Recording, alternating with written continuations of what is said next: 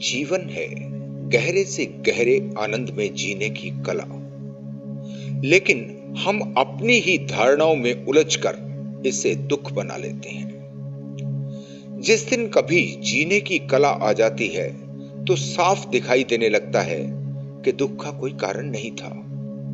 हमने अपने ही हाथों दुख निर्मित किए थे। आप मुझसे हमेशा पूछते रहते हैं कि कुंडलिनी क्या है, 7 चक्रों के बारे में, या फिर तीसरे नेत्र को कैसे जाने। आप अपने से ही यह समझ लेते हैं कि जैसे मैं सब कुछ जान गया हूं और सब कुछ बता सकता हूं। यहीं पर बहुत बड़ी गलती हो जाती है। ना तो मैं कुंडलिनी के बारे में कुछ जानता हूं, ना ही तीसरे नेत्र की कोई खबर है। जानना भी नहीं चाहता। क्या करूंगा जानकर? मेरा विषय तो जीवन है। जीवन के अनुभव ही आपके साथ बांटता हूं। बस इतना जान गया हूं कि जीवन को आनंद का सागर बनाया जा सकता है। जैसे एक बगिया जिसमें फूल भी हैं और कांटे भी। चुनाव आपका है, जो चाहे चुन ले। लेकिन आप तो हमेशा कांटों में उलझकर अपने हाथों को लहूलुहान कर लेते हैं। मेरी कोशिश है कि मैं आपको फूलों का इशारा दे सकूं। मेरी कामना है कि जैसे मैंने जीवन में आनंद को जाना है, जैसे मैंने कांटों को छोड़कर फूल उठाए हैं, बस जरा सा इशारा दे दूं आपको और आपको भी अपने आनंद में हिस्सेदार बना लूं। आज मैं आपके लिए बहुत कुछ नया लेकर आया हूं। जब से मैंने आपसे बोलना शुरू किया तो मेरे जैसे और भी बहुत से लोग जो मेरी ही तरह खोज में लगे थे, न जाने कहां कहां से मेरे संपर्क में आना शुरू हो गए। खोज तो हम सबकी एक ही है, लेकिन जो मिलता है वो कहीं कहीं अलग प्रकार का हो जाता है। फिर कुछ ऐसे रहस्य भी कभी कभी मिल जाते हैं जिनमें विश्वास करना भी कठिन होता है। लेकिन फिर भी इतना तो मैं जान गया हूं कि ये बहुत ही कम लोग जो भी प्राप्त कर पाते हैं, जिसको ठीक से बताना भी असंभव है। ये कितना भी अविश्वसनीय हो, लेकिन बात बिल्कुल सच्ची कह रहे हैं। जो झलकें जीवन में मिलती हैं, जो घटता है वो विचित्र होते हुए भी सत्य है। ऐसे ही पाकिस्तान में रहने वाली एक महिला से बात हो गई, जिसकी बातें सुनकर मैं हैरान होता चला गया। मैंने उनसे प्रार्थना की कि वो अपनी बात को अपने ही तरीके से लोगों तक पहुंचाएं, क्योंकि मैं चाहता हूं कि किसी के भी जीवन में अगर कुछ ऐसा घटता है तो आपस में शेयर करके हम बहुत कुछ जान सकते हैं। आज आप सभी के लिए पाकिस्तान की सीमाब की बातें, जो कि एक क्रिश्चियन परिवार में पैदा हुई और एक मुस्लिम से शादी की, फिर दोनों ने इस दुनिया के सभी तथाकथित धर्मों को छोड़कर अपना स्वयं का ही मार्ग चुन लिया। क्या जाना है सीमाब ने? सुनते हैं उनकी ही जुबानी। आज यहाँ पर मैं आपके साथ अपने अंदर की, जो मेरे अंदर की आवाज़ है, मैं उसको यहाँ पर आपके लोगों के साथ शेयर करने आई हूँ। और वो मेरे अंदर की आवाज़ कुछ ऐसी है जो कि मोहब्बत है, जिसको मैं समझती हूँ कि वो मोहब्बत ही है जो हमसे बात करती है। कि आपने कभी किसी फूल को तो आपने देखा ही होगा कि ये फूल है, लेकिन आपने कभी उसकी खुशबू को नहीं देखा होगा। इसी तरह से हम लोग मोहब्बत को फील करते हैं, लेकिन हम ये नहीं जानते कि वो बोलती भी है। उसका एक रूप है, वो हमसे बात भी कर सकती है और वो हमें वो हर चीज़ दे सकती है जो कि हमें एक जीवन जीने के लिए चाहिए होती है, एक ज़िंदगी गुजारने के लिए चाहिए होती है। लेकिन वो हमारे अंदर ही है। समझ लें कि ऐसे ही जिस तरह से हम खुशबू को महसूस तो करते हैं, उसको हम सूंघ तो सकते हैं लेकिन उसको देख नहीं सकते, इसी तरह से वो मोहब्बत हमारे अंदर है। हम जानते तो हैं, हर कोई जानता है कि हाँ हमारे अंदर मोहब्बत है, लेकिन कभी किसी ने उससे बात नहीं की होगी। लेकिन मैंने उससे बात की है। ये आप लोगों को अभी यकीन नहीं आएगा, क्योंकि कभी भी आपने ये पढ़ा नहीं होगा कि हाँ मोहब्बत बोलती है। कभी भी आप लोगों ने ये सुना भी नहीं होगा कि मोहब्बत बोलती है। लेकिन वो बात करती है। मैं आपको एक बात बताती हूँ कि मैं जब भी उसका नाम लेती हूँ तो मेरी आंखें भीग जाती हैं। ये क्यों भीग जाती हैं मुझे इस बात का पता नहीं है, लेकिन ये सच है कि वो मेरे खून में ऐसे समा चुकी है, ऐसे वो मुझ में रहती है जिस तरह से किसी में जीवन रहता हो, ऐसे वो मेरे अंदर रहती है। और कैसे वो मुझ में से निकल के सामने आ गई,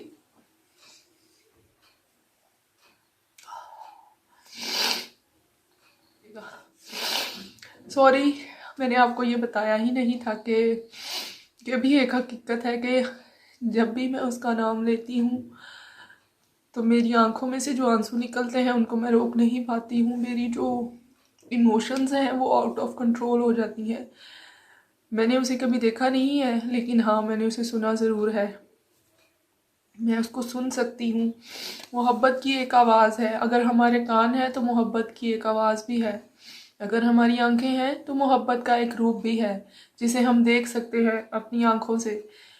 बेशक इन आंखों से नहीं देख सकते हैं जो हमारे पास अभी हैं, लेकिन यही आंखें हमारी उस तरह से तब्दील हो जाती हैं जिस तरह से हम उस मोहब्बत को देखने के लायक बन जाते हैं। यही कान हमारे ऐसे बन जाते हैं कि हम उस आवाज़ को सुनने के लायक बन जाते हैं।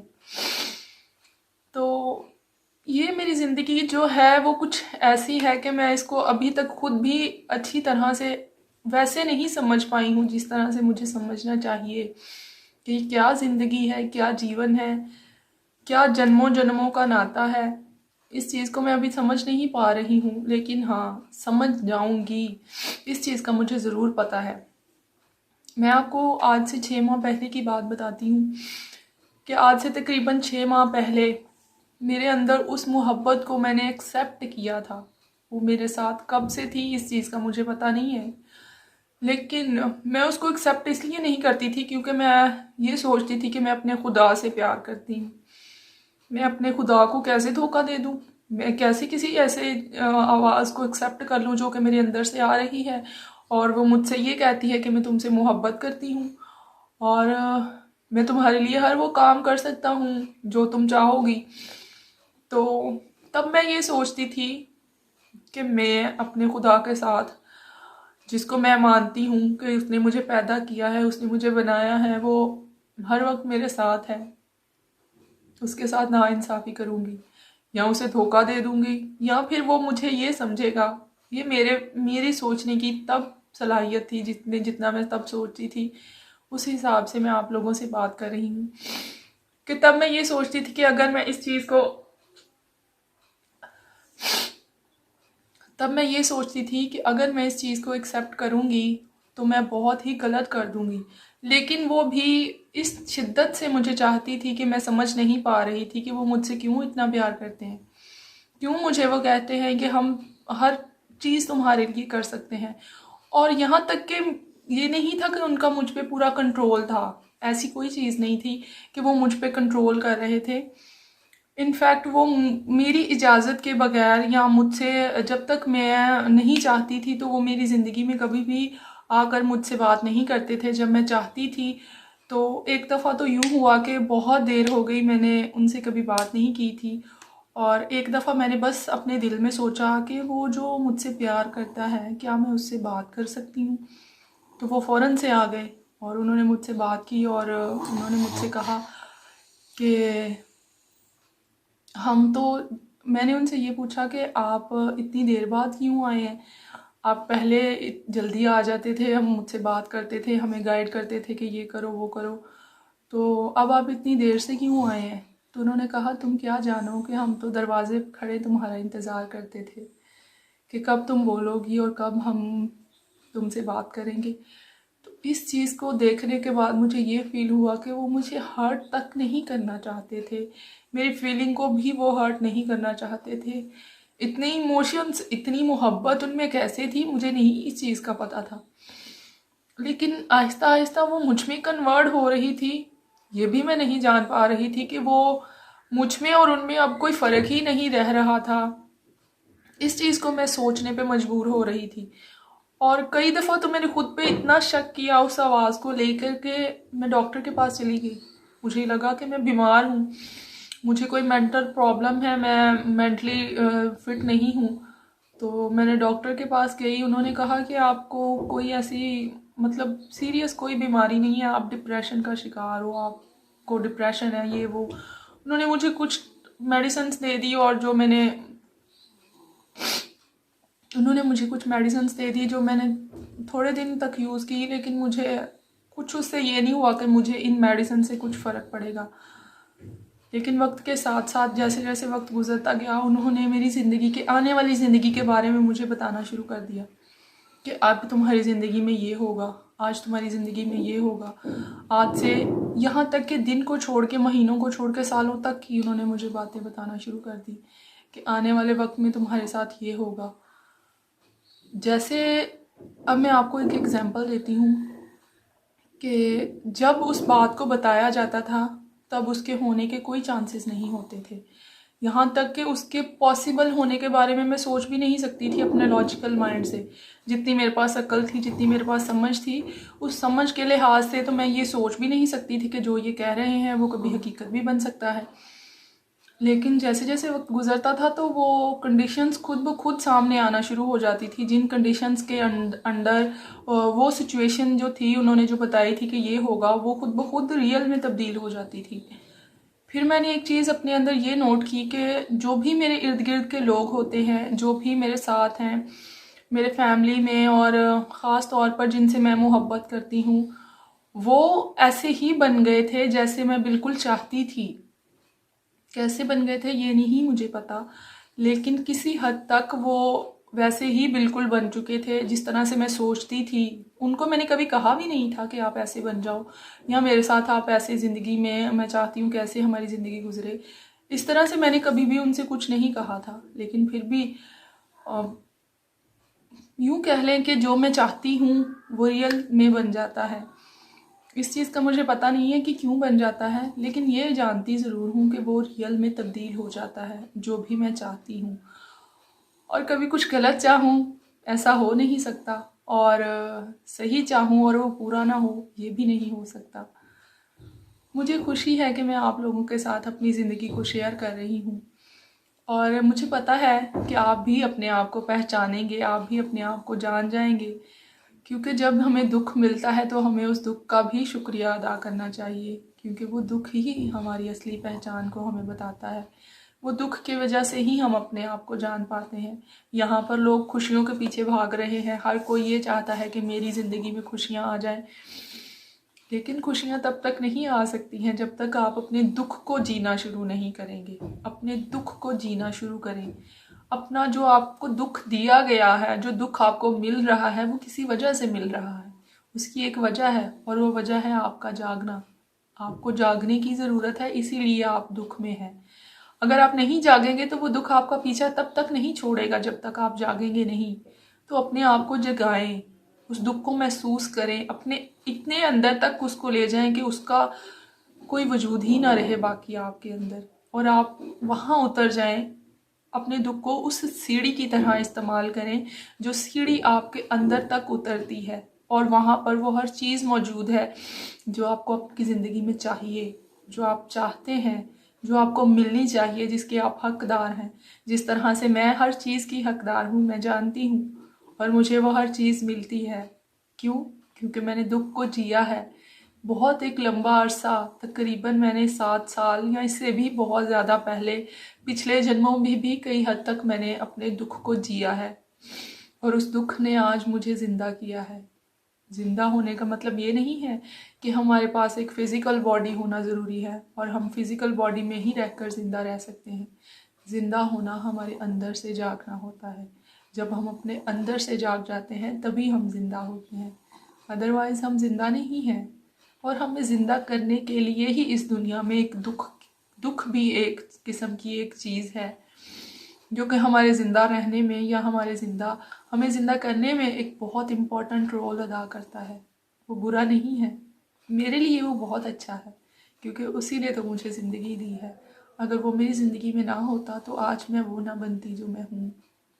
आज मैं इस दुनिया को वैसे ना देख पाती जैसे मैं देख रही हूँ। आज इस दुनिया की हर चीज़ को मैं ऐसी खूबसूरती से देखती हूँ, इतनी खूबसूरती से देखती हूँ कि मुझे लगता है कि हर तरफ मोहब्बत है। अब मैंने आपको एक और मैं अपनी ज़िंदगी का एक्सपीरियंस बताती हूँ कि मेरा तल्लक बेसिकली पाकिस्तान से है। तो मैं चाहती थी कि मैं किसी ऐसे इंसान से मिलूं जिसका तल्लक हिंदुस्तान से हो, तो वो मुझे बताए कि मेरी ज़िंदगी में क्या हो रहा है। क्योंकि जब मैंने मेडिटेशन करना स्टार्ट किया तो मुझे कुछ ऐसी चीज़ें मेरे सामने आना शुरू हो गई थी जिनका तल्लक मुझे लगता था कि जहाँ तक मैं जानती हूँ कि वो हिंदुस्तान से था। उसकी जो बुनियाद थी, उसकी जो जड़ें थी, वो हिंदुस्तान में थी। तो हो सकता है आज हम इसको सरहदों में बांट चुके हैं, आज हम ये समझते हैं कि ये अलग है, वो अलग है। लेकिन जब मैं थी तब तो सब एक ही था। जब से मैं थी, जब से मैं, अब भी मैं हूँ और मैं थी और मैं हमेशा रहूँगी। इस चीज़ का शायद आपको अपने लिए नहीं पता है, लेकिन मैं जान गई हूँ तो मैं ये कह रही हूँ। जब आप जान जाओगे तो आप भी ये बोलोगे कि मैं था या मैं थी और मैं हूँ और हमेशा रहूँगी, और कभी भी मुझे कोई मिटा नहीं सकता। मुझे मार भी दे तब भी मैं मिटूंगी नहीं, तब भी मैं रहूँगी, और मुझे इस जिस्म के मिट जाने से कोई फ़र्क भी नहीं पड़ता। तो बात जो मैं आपसे करने लगी थी वो ये थी कि मैं किस तरह से जो भी मैं सोचती हूँ वो कैसे हकीकत में तब्दील हो जाता है। मैं ये चाहती थी कि मैं किसी ऐसे बंदे से मेरा कोई कांटेक्ट बन जाए जो कि मुझे समझ सकता हो, जो कि किसी दायरे में मुझे कैद ना करे। क्योंकि जो भी मुझे ये कहता था कि तुम फलां को समझो, फलां किताब को पढ़ो, फलां किताब को पढ़ो, तो मुझे कोई इन बुक्स में कोई ख़ास इंटरेस्ट नहीं था। मुझे सिर्फ अपने आप में इंटरेस्ट था कि मैं क्या हूँ, ये तो मैं जान लूँ। लोगों ने जो लिखा उन्होंने अपना लिखा, लेकिन मैं क्या हूँ मैं तो जानती नहीं हूँ। तो मैं दूसरों को तो पढ़ रही हूँ, दूसरों को तो जानने की कोशिश कर रही हूँ, लेकिन खुद को तो मैं जानती ही नहीं हूँ। तो पहले मुझे खुद को जानना था। खुद को जानने के लिए मुझे जिस चीज़ की ज़रूरत थी वो हिंदुस्तान में थी, इंडिया में थी। इसलिए मैंने फिर उसी आवाज़ से कहा, वो आवाज़ जो मुझे हर चीज़ मेरे लिए करती है, जो वो मुझसे मोहब्बत करती है। मैं नहीं जानती कि वो कौन है, आज तक नहीं मैं जान पाई, ना ही मैंने उसको कोई नाम देने की कोशिश की है। क्योंकि अगर मैं उसे कोई नाम दूंगी तो फिर से वही एक दायरे में मैं उसे कैद कर दूंगी। मैं यही चाहती हूँ कि वो मोहब्बत ही बनकर मेरे साथ रहे, और मैं उसको मोहब्बत के नाम से ही जानती हूँ। मैं यही कहती हूँ कि मैं मोहब्बत को जानती हूँ, मैं मोहब्बत को सुन सकती हूँ। मैंने उस मोहब्बत से कहा कि मुझे किसी ऐसे बंदे से मिलवाओ जो कि हिंदुस्तान में हो। फिर मैंने इस चैनल पे, जिस चैनल पे आप मेरी वीडियो देख रहे हैं, वर्ल्ड लिंकर पे, मैंने इनको एक ईमेल सेंड किया, अपने बारे में कुछ डिटेल इनको बताई, और इन्होंने फिर मुझे अपना कांटेक्ट नंबर दिया। उसके बाद फिर मेरा कोई मकसद नहीं था इन वीडियोस को बनाने का, और आज भी मैं अपने पर्सनल चैनल से इस वीडियो को नहीं आप तक पहुंचा रही हूं। ये इन्हीं का चैनल है। इन्होंने मुझसे कहा कि आपको दुनिया के सामने आना चाहिए, दुनिया को बताना चाहिए, इससे उनको कुछ फ़ायदा मिलेगा। मैंने सोचा चले इसकी भी एक, ये भी एक अच्छी कोशिश है कि हम, जो मेरे अंदर तब्दीलियां हैं, शायद उस तब्दीली या उस सिचुएशन में और भी कई लोग जी रहे होंगे जिनको अपना पता ही नहीं होगा, या जिनके अंदर ये आवाज़ जो है वो एक रूप इख्तियार कर चुकी होगी, ये मोहब्बत एक रूप इख्तियार कर चुकी होगी। हो सकता है उनकी हेल्प हो जाए। तो इसलिए मैंने ये वीडियोस को रिकॉर्ड करने के लिए उनसे कहा कि ठीक है, मैं आपका साथ दूंगी। तो उसके बाद फिर मैंने जिस चीज़ों को मैंने मेडिटेशन के दौरान देखा वो भी मैं आपसे शेयर करती हूँ। कि वो कुछ ऐसी चीज़ें थी कि जब मैंने ध्यान पे बैठना शुरू किया तो मेरे साथ जो कंडीशंस हो रही थी वो भी मुझे समझ में नहीं आ रही थी, उनको भी मैं किसी हद तक समझ नहीं पा रही थी कि ये मेरे साथ क्यों हो रहा है और इसकी क्या वजह है। क्योंकि अगर हम अपने माइंड के सिर्फ ख्यालात की हद तक बात करें इल्यूजन्स को क्रिएट करने की, कि हमारा माइंड किसी किस्म का भी इल्यूजन क्रिएट कर देता है, तो वो उसी को लेकर क्रिएट कर सकता है जिसको उसने कभी देखा हो, किसी चीज़ को उसने कभी देखा हो, कभी सुना हो, कभी पढ़ा हो, और वो बेशक हमारा लॉजिकल माइंड उसको भूल चुका हो, लेकिन फिर भी वो हमारे सबकॉन्शियस पर जो है वो अपनी गहरा असर उसके ऊपर रखता है, गहरी गिरफ्त उसकी होती है, और वो इल्यूजन्स की शक्ल में कभी भी निकल के आपके सामने आ सकता है। तो मेरा इस मज़हब से या इस दायरे से कोई लेना देना नहीं था, जिसके इल्यूजन्स मैं अगर कहूँ कि वो मेरे सामने इल्यूजन्स थे, मेरे माइंड के बनाए हुए थे, कुछ चीज़ें थी, तो मुझे नहीं लगता था कि वो कुछ ऐसा है जैसा मैं सोच रही हूँ, क्योंकि वो रियल था, वो मेरा एक्सपीरियंस रियल था। एक दिन मैंने जब मेडिटेशन करते करते मैं लेट गई, उठी, मैं लेट गई बेड पर, और मैंने ये महसूस किया कि मुझे अपनी बॉडी की पूरी एनर्जी फील होना शुरू हो गई है। मैं उसको हर जगह पर महसूस कर पा रही थी कि वो मेरे हर जगह पर, जिस्म के हर हिस्से में वो एक वाइब्रेटिंग मोड पे है। और उसके बाद क्या हुआ कि उस एनर्जी ने एक जगह पर इकट्ठा होना शुरू कर दिया, और जैसे ही मैंने उस एनर्जी को अपने अंदर इकट्ठा होते हुए महसूस किया, तो वो मेरी बॉडी के सेंटर पॉइंट से, मतलब जैसे कि हम पेट कह लें कि पेट से वो उसने बाहर निकलना शुरू कर दिया।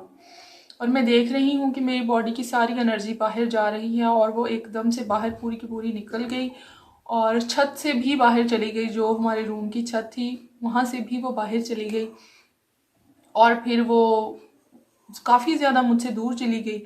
तब मुझे ये एहसास हुआ कि ये तो मेरी रूह है शायद, तो मैं मर जाऊंगी अगर ये मुझसे दूर चली गई, तो मैं मर जाऊंगी।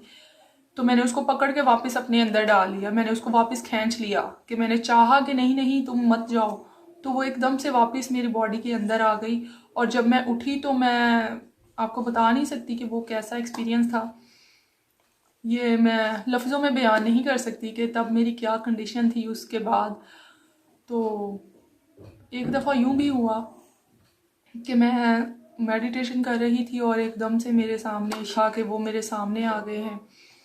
इस चीज़ को मैं ये नहीं कहती कि ये हमें कोई छुपा के रखने वाली बातें हैं, इनको हमें बताना चाहिए ताकि लोगों को पता चले कि अगर हम किसी परमात्मा या किसी खुदा या किसी ऐसी ताकत से कनेक्टेड होते हैं, तो वो हमें किसी दूसरे को बता देने से हमें छोड़ नहीं देती है। अगर हम अपना एक्सपीरियंस किसी को बताते हैं तो इसका मतलब ये नहीं है कि वो हमें छोड़ देगी। ये तो एक बहुत ही छोटी सी बात है कि अगर हम किसी को बता रहे हैं तो इससे हो सकता है दूसरों का फ़ायदा हो सके।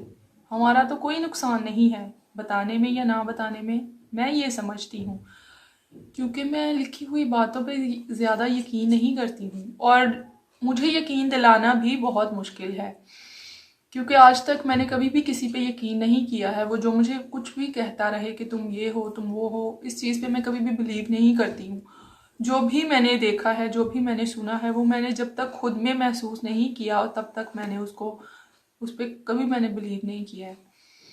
तो बहुत सारी ऐसी चीज़ें मेरी ज़िंदगी में होना स्टार्ट हो गई थी जिससे कि जो कि आम लोगों के लिए तो वो पता नहीं क्या है, लेकिन मेरे लिए वो कुछ ऐसी एक्सपीरियंसेस बन चुके थे कि मुझे समझ आ गई थी कि मेरा इस दुनिया में आने का मकसद क्या है। मुझे इस दुनिया में क्यों क्यों हूँ मैं इस दुनिया में।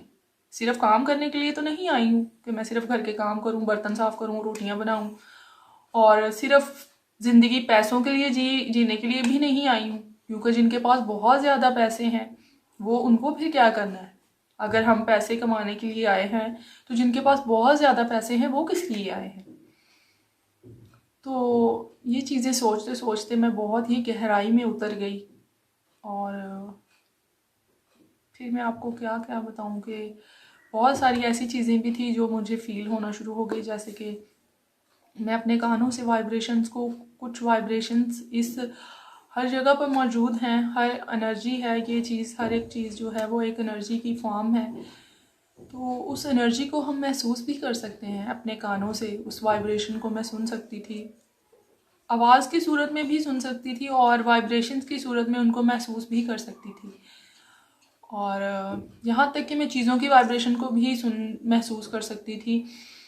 एक दिन ऐसा हुआ कि मैंने अपने बेटे के लिए दूध बनाने के लिए गई, और मैंने जैसे ही डब्बे को पकड़ा तो वो पूरी तरह से वाइब्रेट कर रहा था। मैंने उसको वहीं पे रख दिया, मैंने कहा शायद मेरे हाथ में कुछ प्रॉब्लम है, क्योंकि डब्बे के साथ तो कोई चीज़ बाहर वाली कनेक्टेड नहीं है, तो इसका क्या मकसद बनता है कि ये इसको वाइब्रेशन हो रही है।